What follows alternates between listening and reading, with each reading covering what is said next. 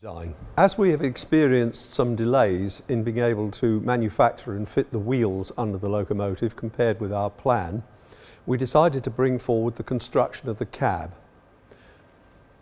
This has been largely made out of a series of plates that have been profiled using a laser profile directly off the 3D CAD drawings.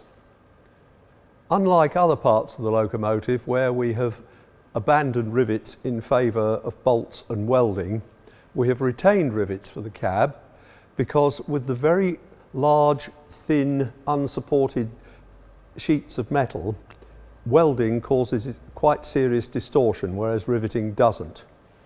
There are approximately 500 rivets holding the cab together, for which we made a special rivet squeezer which uses hydraulic power rather than a hammer to turn them over. One of the characteristic features of the original P2 cab is this curved-in plate at the back, and also the 2-inch diameter beading which runs up the entire rear edge of the cab sheets.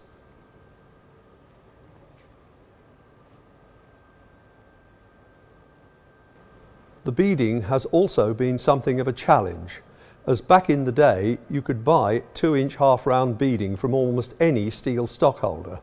Today nobody makes it, so we've had to overcome this and make our own beading. In terms of fitting the beading, the most difficult part has been the area at the top of the lower cab side where the beading is actually bent in 2 directions at once.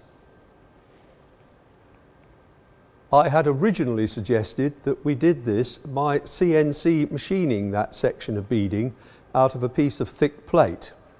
However, our fabricator Ian Matthews took exception to this, as I was implying that his smithing skills were not up to doing that shaping. So I gave him the opportunity, and as you can see, I've had to eat my words.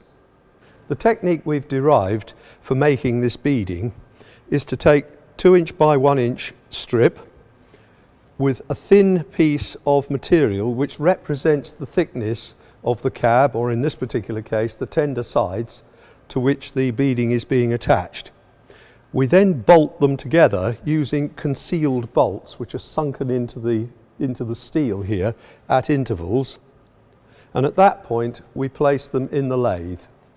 Assembly is mounted in the lathe and the combination is turned until we have what's effectively a 2-inch diameter bar made of 3 pieces. You can see here a section of the original shape. The lathe will take a maximum of 6 feet in length, so each time we do this we produce 12 feet of beading. In all, the locomotive requires about 160 feet of beading, so it's kept our volunteer machinists very busy over the last 18 months.